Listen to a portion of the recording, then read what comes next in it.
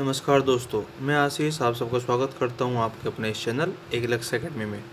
आइए शुरू करते हैं क्लास 7 की ज्योग्राफी का चैप्टर 4 का पार्ट 2। चैप्टर 4 हमारा था एयर, जिसमें कि हमने अब तक पढ़ा था what is air, composition of the atmosphere, after that structure of the atmosphere, और स्ट्रक्चर ऑफ द एटमॉस्फेयर में हमने पढ़े थे यहाँ पर लेयर कितनी 5, troposphere, stratosphere, mesosphere, thermosphere and exosphere. तो आइए दोस्तों आज शुरू करते हैं next topic which is weather and climate. Weather means मौसम एंड क्लाइमेट मीन्स जलवायु। वेदर मीन्स मौसम एंड क्लाइमेट मीन्स जलवायु। अब इन दोनों में अंतर क्या है, इन दोनों को हम अलग अलग वर्ड क्यों कहते हैं और कहाँ पर यूज़ करते हैं। आइए, is this going to rain today, क्या आज बारिश हो रही है। Will it be bright and sunny today, क्या आज सूरज चमक रहा है। How many times have we heard this from exhaust cricket fans speculating that fate of a one day match. ये हम अधिकतर सुनते हैं जब हम वनडे मैच की कमेंट्री सुनते हैं। If we imagine our body to be a radio and the mind its speaker, अगर हम सोचें कि जो हमारा शरीर है वह रेडियो है और जो इसका माइंड है, दिमाग है, वह इसका स्पीकर है। Weather is something that fiddles with its control knobs. Weather मौसम एक ऐसी चीज़ है जो हमारी बटनों को नियंत्रण करता है या उसके साथ छेड़खानी करता है। मौसम एक ऐसी चीज़ है जो हमारे बटनों के साथ छेड़खानी करता है या उस पर नियंत्रण करता है। Weather is this hour to hour day to day condition of the atmosphere, जो हम ये घंटे घंटे की सूचना लेते हैं या दिन दिन की सूचना लेते हैं कि अगले घंटे ये होने वाला है, पिछले घंटे ये हुआ था, उससे अगले मिनट ये होने वाला है, आज ये होने वाला है। अ हॉट और ह्यूमिड वेदर में मेक वन इरिटेबल, जो एक गर्म और आर्द्र वाला होता है ना जिसमें नमी सी हो जाती है, उस मौसम, वह मौसम किसी को भी परेशान करने वाला होता है। क्या हो दोस्तों, परेशान करता है, चिड़चिड़ा बना देता है। अगर आप बस ये मौसम कैसे भी। अ प्लीजेंट ब्रीजी वेदर में make one cheerful and even plan for an outing, और एक जब अच्छी और हवादार मौसम होता है, जब एक अच्छा और हवादार मौसम होता है तो यह किसी को भी खुश कर सकता है और यहाँ तक कि लोग उसमें घूमने का मन भी बना लेते हैं। Weather can change dramatically from day to day, और जो मौसम होता है वह दिन पर दिन ऐसे बदलता है जैसे कि एक नाटक चल रहा हो। ठीक है, पता लगा आज तो बहुत गर्म है, शाम सुबह उठे पता लगा रात बारिश हुई थी, सुबह ठंड हो रही है, होता है ना sir. Yes, however the average weather condition of a place for a longer period of time, जब एक एवरेज, एक औसतन स्थिति हम देखते हैं मौसम की, एक औसतन स्थिति हम देखते हैं मौसम की बहुत लंबे समय तक, तो उसको हम कहते हैं क्लाइमेट। क्या कहते हैं दोस्तों, ध्यान रखना कि वेदर जो आपका रोज रोज का मौसम है, भाई आज बारिश हो गई ये वेदर, कल धूप निकल रही है वो वेदर, पता लगा 2 दिन बाद बहुत तेज ओले पड़े वो वेदर। लेकिन जब इनको हम लॉन्ग टर्म में एवरेज निकालते हैं कि इस पूरे मौसम कैसा रहा, सपोज करो बात करें गर्मी कि 3 महीने गर्मी रही, उसमें गर्मी भी हुई, बारिश भी हुई, सब तो गर्मी हुई, तो उस समय क्लाइमेट की बात कर रहे हैं कि इस बार जो जलवायु थी बहुत गर्म थी। ठीक है दोस्तों, now do you understand why we have daily weather forecast. अब आपको समझ में आया कि हम रोज के भविष्यवाणी क्यों सुनते हैं। ठीक है, you will be surprise to know, आपको यह जानकर अचंभा होगा कि earth receives only 1 in 2 million parts of the sun's energy, जो आपकी पृथ्वी है वह सिर्फ 1/2 अरबवा हिस्सा ही ग्रहण करती है सूरज की लाइट का, तब भी जागो इतनी गर्मी होती है दोस्तों। सो अब पढ़ते हैं टेम्परेचर। क्या पढ़ते हैं, temperature. The temperature you feel every day is the temperature of the atmosphere, वह तापमान जो आप रोज महसूस करते हैं, जो आप रोज महसूस करते हैं वह आपके वायुमंडल का तापमान होता है दोस्तों। The degree of hotness and coldness of the air is known as temperature. अब ये टेम्परेचर होता क्या है, तापमान होता क्या है। भाई आप सुनते हो कि आज टेम्परेचर 46 डिग्री था, आप सुनते हो भाई आज तो टेम्परेचर 2 डिग्री था। तो ये टेम्परेचर होता क्या है? यह होता है डिग्री, एक परिमाण होता है किसका? उस हवा की गर्मी और ठंड का, कि वह हवा कितनी ज़्यादा गर्म है या वह हवा कितनी ज़्यादा ठंडी है, उसको हम कहते हैं तापमान। The temperature of the atmosphere changes not only between day and night but also from season to season. Summers are hotter than winters. जो तापमान होता है यह सिर्फ वायुमंडलीय बदलाव के कारण ही नहीं होता, यह सिर्फ वायुमंडलीय बदलाव के कारण ही नहीं होता, यह हम कह सकते हैं कि जो बदलता हुआ वायुमंडल का जो तापमान है वह सिर्फ दिन और रात में ही नहीं होता, बल्कि सीजन टू सीजन होता है, सीजन टू सीजन होता है। जैसे कि आपको पता है कि summers are hotter than winters, की जो गर्मियाँ होती हैं वह सर्दियों से ज़्यादा गर्म होती हैं। An important factor that influences the distribution of temperature is insolation. और यह मुख्य कारक, एक मुख्य कारक जिससे कि आपके तापमान का जो वितरण है वह प्रभावित होता है, एक ऐसा मुख्य कारक है जिससे कि आपके टेम्परेचर का जो वितरण है, डिस्ट्रीब्यूशन है, वह प्रभावित होता है, और वह क्या है? इंसोलेशन। क्या है दोस्तों? इंसोलेशन। और इंसोलेशन क्या होता है? आतपन या सूर्यात्प। क्या है? आतपन या सूर्यात्प। ध्यान रखना, इंसोलेशन होता क्या है? आतपन, मतलब is the incoming solar energy intercepted by the earth, कि जो सूरज से रोशनी आपकी पृथ्वी पर आ रही है और उसमें से जो पृथ्वी रोशनी को रोक लेती है, सोख लेती है, अपने पास रख लेती है, उसको कहते हैं इंसोलेशन। इंसोलेशन वह गर्मी जो सूरज की रोशनी को रोकने से पृथ्वी पर बढ़ जाती है। अब यहाँ पर दोस्तों आपको 4 डिवाइस के बारे में पता लगेगा, वह और जान लेते हैं। यह है आपका थर्मामीटर, और आपको पता है थर्मामीटर से क्या होता है? टेम्परेचर नापते हैं, चाहे वो आपकी बॉडी का हो चाहे वो जगह का हो। बैरोमीटर, ये क्या है? बैरोमीटर।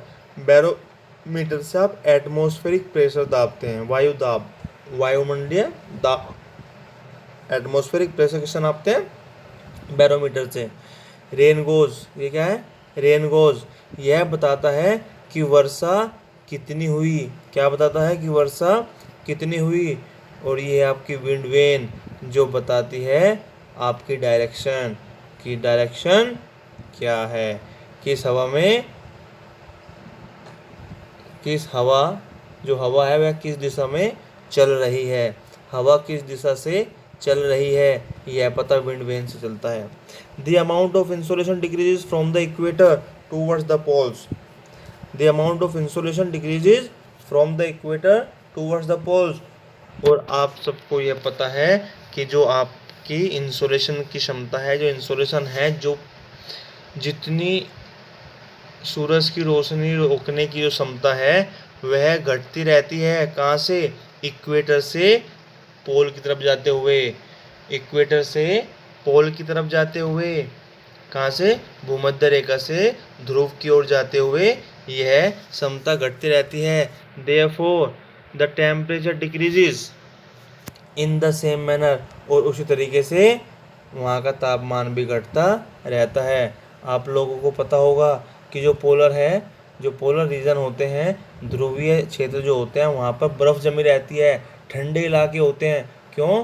क्योंकि वहाँ पर सूरज की किरणें कम रोकी जाती हैं, या रोकी नहीं जाती, आप कह सकते हैं। Now do you understand why poles are covered with snow. और आपको समझ में आया होगा कि पोल जो होते हैं, ध्रुव जो होते हैं, वे बर्फ़ से क्यों ढके रहते हैं। If the earth temperature rises too high, अगर आपकी पृथ्वी का तापमान बहुत ज़्यादा बढ़ जाएगा, it would become too warm for some crops to grow, तो यह कुछ फसलों के लिए बहुत ज़्यादा गर्म होगा, जिससे कि उन फसलों को नुकसान होगा। Temperature in cities is much higher than that of village, और आप जानते हैं कि शहरों का तापमान गाँव के तापमान से ज़्यादा होता है। The concrete and metals in buildings and the asphalt of roads get heated up during the day. आपने देखा होगा शहरों में जो बड़ी बड़ी इमारतें बनी होती हैं, बड़ी बड़ी सड़कें बनी होती हैं, सड़कें एसफाल्ट से बनी होती हैं, बिल्डिंग धातु और कंक्रीट से बनी होती हैं, रोड सीमेंट बजरपुर से। सो ये क्या करते हैं, दिन के समय ज़्यादा से ज़्यादा हीट को अपने अंदर एब्जॉर्ब करते हैं। This heat is released during the night, और रात के समय यह ही जो गर्मी है यही उनसे निकलती है। Also the crowded high-rise buildings of the cities trap the warm air and thus raise the temperature of the cities।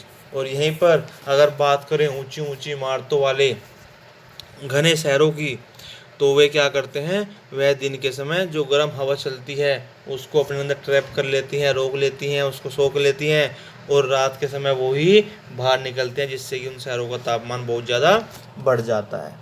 अब ये देखें दोस्तों, the standard unit of measuring temperature, तापमान को नापने की जो यूनिट है, तापमान को नापने की जो इकाई है, यूनिट है, वह क्या है, डिग्री सेल्सियस। आपने सुना होगा ना, डॉक्टर बुखार नाम तो कितना है इसको, तो 100 डिग्री सेल्सियस है, तो वो 100 डिग्री कहता है, सेल्सियस भी उसी का पार्ट होता है।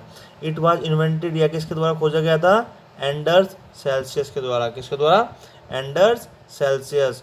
ऑन द सेल्सियस स्केल, अगर हम इस सेल्सियस स्केल की बात देखें तो जो पानी होता है वह 0 डिग्री पर जम जाता है और 100 डिग्री पर उबलता है। ठीक है दोस्तों, आओ एयर प्रेशर। अब क्या जानेंगे, एयर प्रेशर मतलब वायु दाब। You will be surprise to know that air above us presses us with a great force on our body. आपको ये आगे ताजुब होगा कि आप पर 24 घंटे हवा का दबाव लगा रहता है, और वो भी चारों दिशाओं से बिल्कुल बराबर। किससे, चारों दिशाओं से बिल्कुल बराबर दाब लगता है। However we don't even feel it, लेकिन फिर भी हम इसको महसूस नहीं करते। क्यों, this is because the air presses us from all directions and our body exerts a counter pressure. क्योंकि हम अपने शरीर पर चारों तरफ से वायुदाब, एयर प्रेशर झेलते हैं, और उसके रिवर्स में, उसकी प्रतिक्रिया में, उसके आप कहोगे उसका जो प्रतिक्रिया होती है उसमें हमारी बॉडी भी एक काउंटर फोर्स लगाती है, काउंटर प्रेशर लगाती है, उसके उल्टा ही उसका इतना ही प्रेशर लगाती है जिससे कि हमें वह महसूस नहीं होती। उदाहरण के लिए आपने देखा होगा, जब कभी तूफान चलता है तो तूफान एक साइड से आता है, ठीक है दोस्तों, तो जब वो उस साइड से आता है तो आपको लगता है कि वह हवा आपको भी खींच कर ले जा रही है, ठीक है। तो अगर चारों साइड से इक्वल फोर्स नहीं लगेगा तो पूरा दिन आपको ऐसा लगेगा कि मैं इधर से उधर उड़ रहा हूँ, उधर से इधर उड़ रहा हूँ। तो उसके एवज में हमारी जो बॉडी है वह भी अपना प्रेशर लगाती है उस हवा के खिलाफ, जिससे कि हमें लगता है सब कुछ नॉर्मल चलता है। Air pressure is defined as the pressure exerted by the weight of the air on the earth surface. Air pressure को हम डिफाइन कर सकते हैं कि वह प्रेशर जो हमारी पृथ्वी की सरफेस, पृथ्वी की सतह पर हवा का जितना वजन होता है, हमारी पृथ्वी की सतह पर हवा का जितना वजन होता है उतना प्रेशर वह लगाती है, उसके द्वारा लगाया जाता है। As we go up the layer of atmosphere the pressure fell rapidly. जैसे जैसे हम वायुमंडल में ऊपर जाते रहते हैं तो जो हवा का दाब है, हवा का जो प्रेशर है वह तेजी से कम होता रहता है। The air pressure is highest at sea level and decreases with height. और जो हवा का प्रेशर है वह समुद्री तल पर, जो सी लेवल है, समुद्री तल है, वहाँ पर सबसे ज़्यादा होता है, और जैसे जैसे आप ऊंचाई पर जाते रहते हो, ऊपर जाते रहते हो, तो हवा का दबाव कम होता रहता है। Horizontally the distribution of air pressure is influenced by temperature of air at a given place. क्षितिज से अगर बात करें, क्षितिज हॉरिजॉन्टली, तो जो आपका वायुदाब का जो वितरण होता है, वायुदाब का जो डिस्ट्रीब्यूशन होता है वह प्रभावित होता है किससे, उस जगह के हवा के तापमान पर, उस जगह के हवा के तापमान पर। In areas where temperature is high the air gets heated and rises. वे जगह जहाँ पर टेम्परेचर बहुत ज़्यादा होता है, दैट मीन्स वहाँ पर जो हवा है वह गर्म है और ऊपर उठती रहती है। This creates a low pressure area, तो इससे उस जगह पर क्या होता है, लो प्रेशर एरिया बन जाता है, जैसे निम्न दाब क्षेत्र जहाँ हवा का दाब कम रहता है। Low pressure associated with cloudy skies and wet weather, तो जो लो प्रेशर होता है, कम दाब वाला होता है, निम्न दाब होता है, वह किससे जुड़ा होता है, वह घने बादलों वाले आकाश से और वेट आर्द्र मौसम से बना होता है। इन एरियाज हैविंग लोअर टेम्परेचर, वे क्षेत्र जहाँ पर कि तापमान कम रहता है, द एयर इज कोल्ड, हवा ठंडी होती है, इट इज़ देयरफॉर, इसलिए वह भारी होती है। Heavy air sinks and creates a high pressure area, जो आपकी हवा है भारी, वह सिकुड़ती है या नीचे की ओर आती है, जिससे कि प्रेशर ज़्यादा होता है उस क्षेत्र में। High pressure associated with clear and Sunny sky, और हाई प्रेशर होने की वजह से क्या होता है कि आपका साफ सुथरा आकाश आपको देखने को मिलता है। The air always moves from high pressure areas to low pressure areas, और जो आपकी हवा है वह हमेशा हाई प्रेशर से लो प्रेशर की ओर जाती है। मान लो नीचे तो आपकी क्या है, गर्म हवा है, ठीक है, प्रेशर ज़्यादा है तो ऊपर उड़ रही है क्योंकि वो हल्की हो गई। अब ऊपर ठंडी है तो यह एक सर्कुलेशन चलता रहता है, ये हम आगे पढ़ेंगे। उससे पहले हम लोग जान लेते हैं ऑन द मून, जब हमारे एस्ट्रोनॉट्स मून पर जाते हैं तो देयर इज़ नो एयर, वहाँ पर कोई हवा नहीं है, और जब हवा नहीं है तो हवा का कोई प्रेशर भी नहीं है। Astronauts have to wear special protective space suits filled with air when they go to the moon, तो जो हमारे एस्ट्रोनॉट्स होते हैं उनको एक खास तरीके का सूट पहनाया जाता है जिसमें कि हवा भरी होती है। अब ऐसा क्यों होता है, उन्हें हवा भरा सूट क्यों पहनाया जाता है, अगर नहीं पहनेंगे तो क्या होगा। If they did not wear these space suits, अगर वे यह सूट नहीं पहनेंगे, the counter pressure exerted by the body of the astronauts would make the blood vessels burst, तो अगर वे यह सूट नहीं पहनेंगे तो जो वे चांद पर उतरेंगे तो क्या होगा, जो उनके आसपास का प्रेशर है हवा का वह तो नहीं लग रहा, लेकिन जो हमारी बॉडी का प्रेशर है, जो उसका काउंटर फोर्स था, वह लग रहा है, और जब वह लगेगा तो वह क्या करेगा, हमारी ब्लड वेसल्स को प्रेशर के पड़ने से वह उनको नष्ट कर देगा, वे फट जाएंगी, और द एस्ट्रोनॉट्स वुड ब्लीड, तो फिर उस एस्ट्रोनॉट्स को क्या होगा, खून निकलने लगेगा। ठीक है दोस्तों, आइए नेक्स्ट पढ़ते हैं हम विंड। क्या पढ़ते हैं, wind. The movement of air from high pressure area to low pressure area, जब हवा चलती है हाई प्रेशर से, मतलब कि उच्च दाब वाले क्षेत्र से निम्न दाब वाले क्षेत्र पर, तो उसको हम कहते हैं विंड। क्या कहते हैं, विंड, मतलब कि पवन। You can see wind at work, आप उस पवन का काम करते हुए देख सकते हो। As it blows dry leaves down the pavements और uproots trees during a storm, आपने देखा होगा जब ये हवा चलती है तो क्या होता है, सूखी पत्तियाँ झड़ के नीचे गिर जाती हैं या उड़ने लगती हैं, सड़क पड़ी होती है तो वह उड़ने लगती है, लेकिन जब तूफान आता है तो आपने देखा होगा बड़े बड़े पेड़ों की जड़ भी उखाड़ देती है। Sometimes when the wind blows gently you can see it blowing away smoke और फाइन डस्ट, जब यह आराम से चलती है तो यह क्या करती है, यह धुएं को भी उड़ाती है और बारीक बारीक मिट्टी के कण को भी साथ ले जाती है। It at times wind can be so strong that is difficult to walk against it, और उस समय जो यह पवन है यह बहुत ज़्यादा मजबूत होती है और इसके साथ चलना बड़ा ही मुश्किल होता है। You must have experience it is not easy to hold an umbrella और ए विंडी डे, जब हवा वाला दिन होता है, जब तूफान चलता है तो उस समय अम्ब्रेला छतरी को पकड़ना भी बड़ा मुश्किल हो जाता है, आप उसको नहीं रोक सकते हो। Think of some other examples when strong winds have created, और आप उन कुछ उदाहरण के बारे में सोचिए जो कि इस तरह की समस्या हमारे साथ होती है। A wind is named after the direction from which it blows, आप एक हवा को नाम देते हो कब, जब आपको पता है कि वह किस दिशा से चल रही है। मान लो अगर ईस्ट की तरफ से या आपको पूर्व की तरफ से या आपको पश्चिम की तरफ से हवा चलेगी। अगर पश्चिम की तरफ से हवा चलेगी तो आप क्या कहोगे कि ये तो भाई पश्चिमी हवा चल रही है, जिसको आप सुनोगे बड़े कहते हैं भाई तो पछुआ चल रही है आज तो।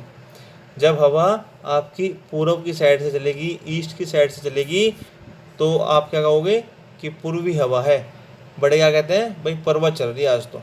ठीक है, तो जब हवा चलती है पश्चिम से उसको आप कहते हो वेस्टर्ली, और जब हवा चलती है पूर्व से उसको कहते हो आप ईस्टर्ली। ठीक है दोस्तों, आइए अब प्रॉब्लम देखनी है, हम लोग देखते हैं। So winds can be broadly divided into 3 types. तो जो हमारी पवन है, हवा है, इसको हमने 3 हिस्सों में बांटा है। क्या क्या दोस्तों? 3 हिस्सों में बांटा है। पहली परमानेंट विंड्स, मतलब कि स्थायी पवनें। The trade winds westerlies and easterlies are the permanent winds. मतलब कि व्यापारिक पश्चिमी एवं पूर्वी जो पवनें हैं, व्यापारिक पश्चिमी और पूर्वी जो पवनें हैं ये स्थायी पवनें हैं, ये स्थायी हवा है। This blow constantly through out the year in a particular direction. और यह पूरे साल अपनी एक निश्चित दिशा में बहती रहती है। ये देखिए आप, ये ईस्टर्लीज है, ये वेस्टर्लीज है, और ये आपकी ट्रेड विंड है। ठीक है दोस्तों, ठीक, मतलब कि आप कहोगे कि पोल जो इक्वेटर है, इक्वेटर के दोनों साइड लो प्रेशर होता है तो वहाँ पर ट्रेड विंड चलती हैं। ठीक है, उससे ऊपर आपका जो ट्रॉपिकल से जो ट्रॉपिक है,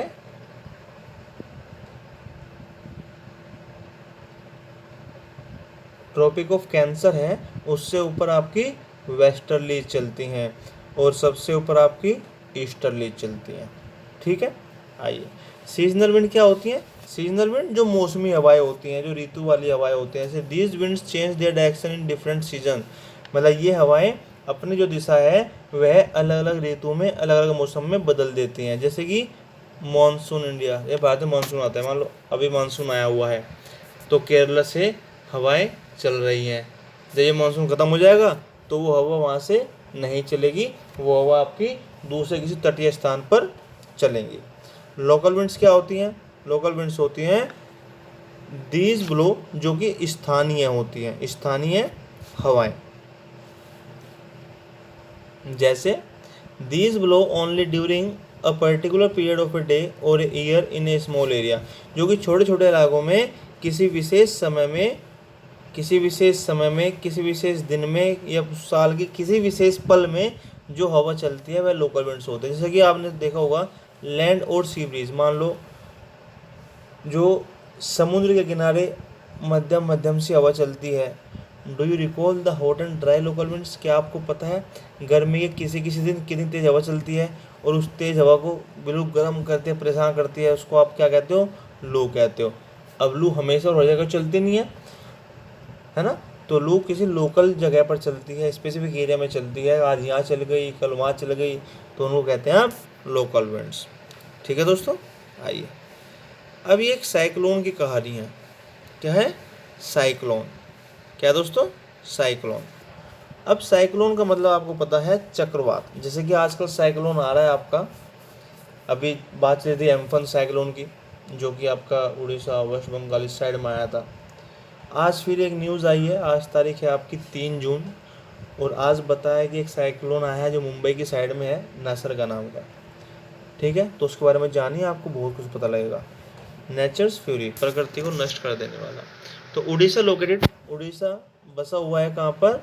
ईस्टर्न, पूर्वी समुद्री तट पर भारत के, जिसमें बहुत नुकसान हुआ था साइक्लोन में, जो कि आया था हमारा बे ऑफ बंगाल, बंगाली खाड़ी से। कब? 17-18 अक्टूबर 1999 में। Cyclone hit 5 district of the state. Cyclone ने, चक्रवात ने उस राज्य के 5 जिलों में अपना कहर बरपाया था। अनदर सुपर साइक्लोन उसके बाद फिर दोबारा आया, कौन सा? 29 अक्टूबर 1999 को ही। द डिवास्टेटेड लार्ज पोर्शन, और उसने बहुत ज़्यादा मात्रा में वहाँ पर नष्ट किया। The damages caused were mainly due to 3 factors, और जो ये नष्ट होते हैं ये 3 कारणों से होते हैं। पहला विंड वेलोसिटी, मतलब कि जो हवा का वेग, पवन की जो गति होती है, रेन बारिश, और टाइडल सर्ज ज्वारीय प्रोत्कर्ष, जो ज्वार भाटे आते हैं उनकी वजह से। The winds of up to 260 kilometre per hour lasted for over 36 hours. लगातार 36 घंटे तक 260 किलोमीटर प्रति घंटा की स्पीड से हवाएं चल रही थी। These high velocity winds approved trees damage the कच्चा हाउसेज, और इतनी तेज गति वाली हवाओं ने वहाँ के सारे पेड़ों को जड़ से उखाड़ दिया, वहाँ के जो कच्चा मकान है उनको नष्ट कर दिया। Roof tops of several industrial sets and other houses were very blown away, power supply and telecom lines snapped completely. Heavy rain occurred under the influence of the cyclone for 3 days continuously. अब वहाँ पर क्या हुआ कि जब ये हवा चली तो इन्होंने साथ साथ जो वहाँ के उद्योग थे, जो वहाँ की इंडस्ट्री थी, उनकी छतों को भी उखाड़ दिया, दूसरे घरों की भी नष्ट कर दिया। जो वहाँ की बिजली सप्लाई थी, विद्युत जो सप्लाई थी, वह भी नष्ट हो गई। वहाँ के टेलीकॉम लाइंस भी ख़त्म हो गए हैवी रेन, भारी बारिश की वजह से, जो कि 3 दिन तक लगातार होती रही थी। These rains led to flooding, इस बारिश की वजह से उड़ीसा की जो मेन मुख्य नदी थी उसमें भी बाढ़ आ गई थी। दिस साइक्लोनिक विंड्स, जो चक्रवाती हवाएं थी, caused tidal waves that swept 20 kilometre inland and brought massive destruction to the coastal areas. और इस चक्रवात की वजह से जो उनका एक ज्वार, ये तरंगे थी, या मैं कहूँगा कि ज्वारीय जो प्रोत्कर्ष था वह भी 20 किलोमीटर तक आया था, जिसकी वजह से जो तटीय इलाके थे उनमें बहुत ज़्यादा भारी नुकसान हुआ था। The 7 to 10 metre high tidal wave, जो ज्वारीय तरंगे चली थी कितनी, 7 से 10 मीटर ऊंची, intruded suddenly and cause massive damage the standing पेडिग्राफ, तो वहाँ पे जो धान की खेती हो रही थी उसको इसने बहुत ज़्यादा नष्ट कर दिया था। This cyclone originated as a depression in the gulf of Thailand, तो जो साइक्लोन था, ऐसे ही एक साइक्लोन, एक चक्रवात था जो कि पैदा हुआ था कहाँ पर, गल्फ ऑफ थाईलैंड में, थाईलैंड की खाड़ी में। कैसे, एज ए अवदाब, कैसे, एज ए अवदाब। और ये गल्फ ऑफ थाईलैंड कहाँ है, नॉर्थ ईस्ट, पोर्ट ब्लेयर के पूर्व के पास। कहाँ, पोर्ट ब्लेयर के जो पूर्वी पोर्ट ब्लेयर है उसके पास। ऑन 25 अक्टूबर 1999 को आया था। ग्रेजुअली, आमतौर पर moved in north west word direction, आमतौर पर यह किधर चलता है, यह चलता है आपका उत्तरीय पश्चिमी दिशा की ओर। It intensified into a super cyclone, और यह धीरे धीरे बदल गया सुपर साइक्लोन में। एंड हिट द एरिया, और इसने उन क्षेत्रों पे नुकसान किया कहाँ पर, इरेसामा और बालीकुडा में। ये कहाँ पर है, उड़ीसा में है। कब, 29 अक्टूबर को सुबह 10 बजे। The super cyclone swept the entire coast of Orissa including the cities of Bhubaneswar and Cuttack and 28 coastal towns. जो इस चक्रवात, ये महाचक्रवात आया था, इसने क्या किया कि उड़ीसा का जो पूरा का पूरा तट था वह, उसमें भुवनेश्वर का शहर भी ले लिया, कटक भी ले लिया, और 28 और तटीय शहर लिए। इन सबको इसने बिल्कुल प्रभावित कर दिया। About 13 million people were affected, लगभग 13 खरब अरब लोग प्रभावित हुए थे इससे। ए लार्ज नंबर ऑफ लिवस्टॉक, और एक बहुत अधिक मात्रा में लिवस्टॉक, जो आपका पशुधन होते हैं, जानवर होते हैं, वह भी इससे मारे गए थे। Standing crops of paddy, vegetable, fruits, जो वहाँ पर धान उगा हुआ था, सब्जियाँ और फल उगे हुए थे, वह सब बिल्कुल ख़त्म हो गए थे। ड्यू टू सैलिनाइजेशन, और किसकी वजह से, लवणता की वजह से, जो टाइडल सर्ज के द्वारा पैदा हुआ था, जो टाइडल सर्ज ज्वारीय प्रोशक के द्वारा जो पैदा हुआ था, उस लवणता से लार्ज ट्रैक्ट्स ऑफ एग्रीकल्चर, आपकी जो कृषि भूमि थी वह भी अनुपजाऊ हो गई थी, क्योंकि जब आप ज़मीन में नमक मिला देंगे तो उसकी उपजता कम हो जाती है, यहाँ तक ख़त्म हो जाती है। Large tracts of sal, teak and bamboo plantation have disappeared, और बड़े बड़े बाग साल के, टीक के या बांस के, वे बिल्कुल गायब हो गए थे। द मैनग्रोव फॉरेस्ट, और जो मैनग्रोव का वन था बिटवीन कहाँ पर, पारादीप और कोणार्क में, वह भी गायब हो गया था। तो देखिए दोस्तों, अब पढ़ते हैं मॉइस्चर के बारे में।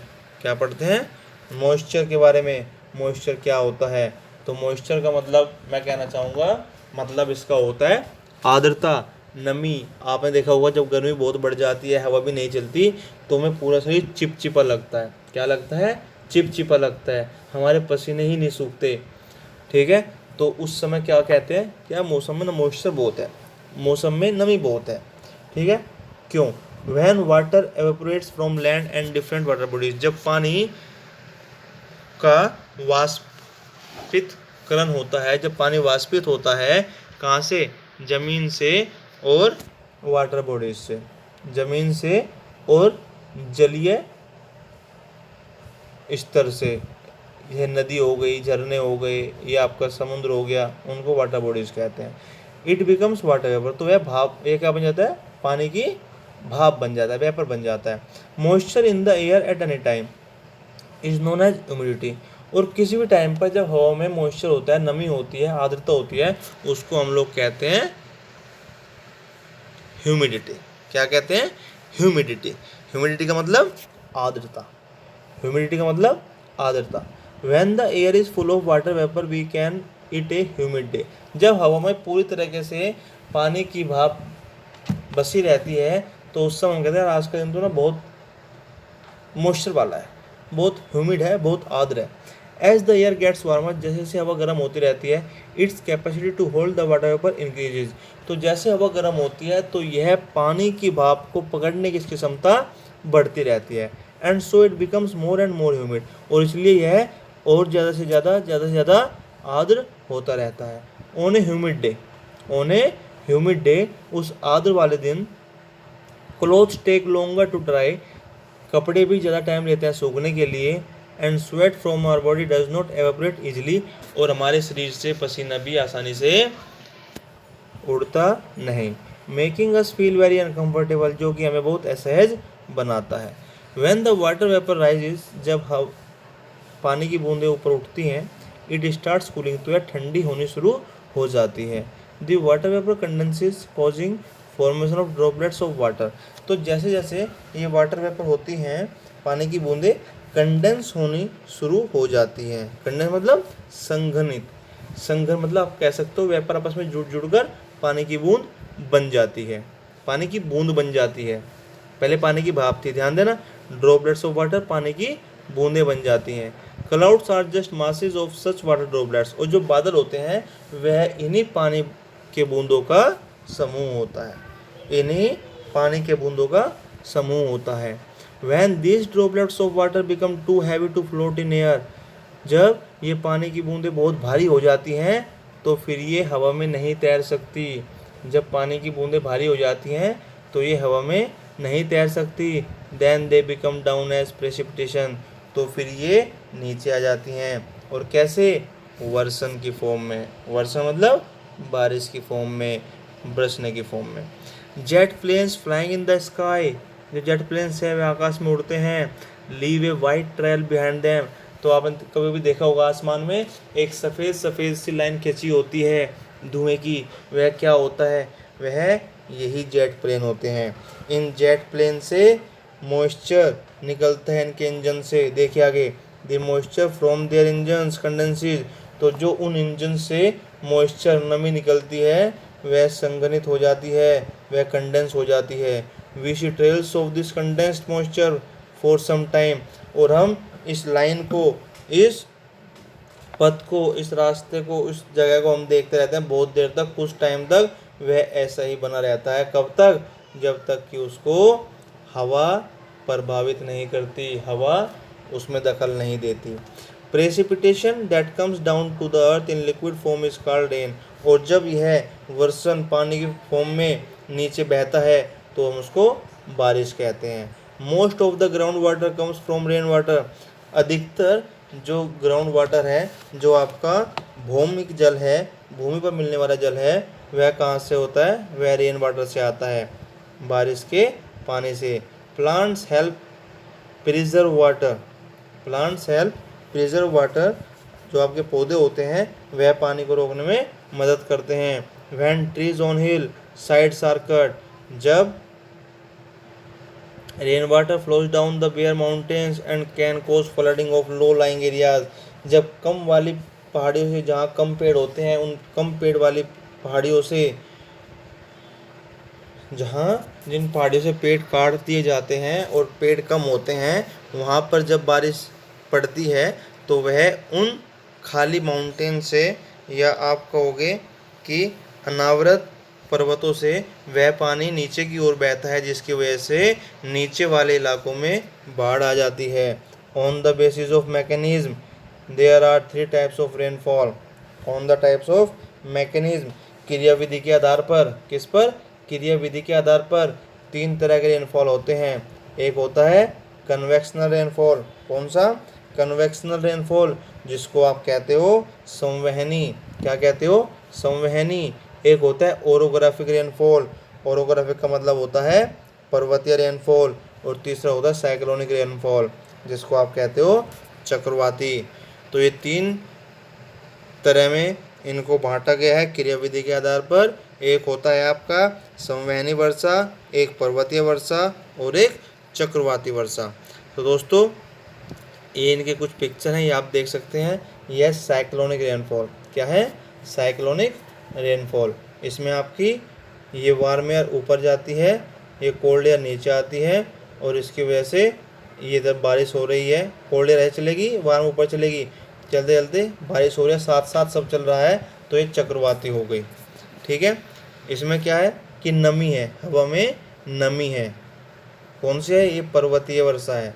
हवा में नमी है, नमी का बारिश हो रही है, और इन पर्वतों से जहाँ पेड़ नहीं है वहाँ से पानी नीचे जा रहा है।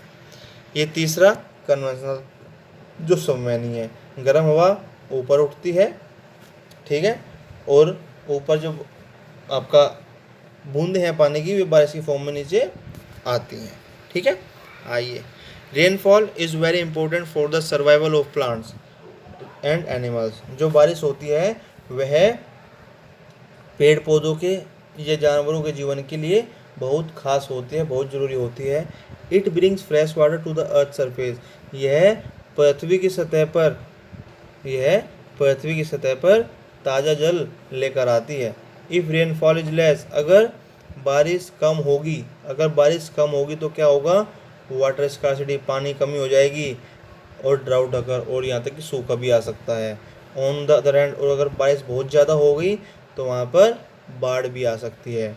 अदर फॉर्म्स ऑफ प्रेसिपिटेशन, अब जो वर्षण है उसकी अलग अलग फॉर्म होती हैं, जैसे स्नो, बर्फ, स्लीट, हिमवृष्टि, मतलब जो थोड़ा थोड़ा आप कह सकते हो, वो होता है ना कि छोटी छोटी फुहार से आती है जो, ठीक है, हेल ओले। ठीक है। तो दोस्तों ये हमारा चैप्टर 4 कंप्लीट हो चुका है।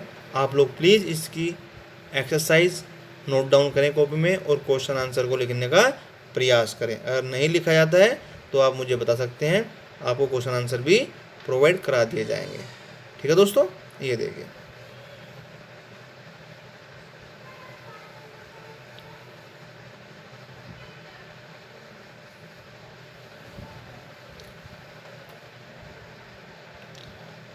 ठीक है दोस्तों, ये हमारा चैप्टर 4 कंप्लीट हुआ। इसको अच्छे से आप कीजिए।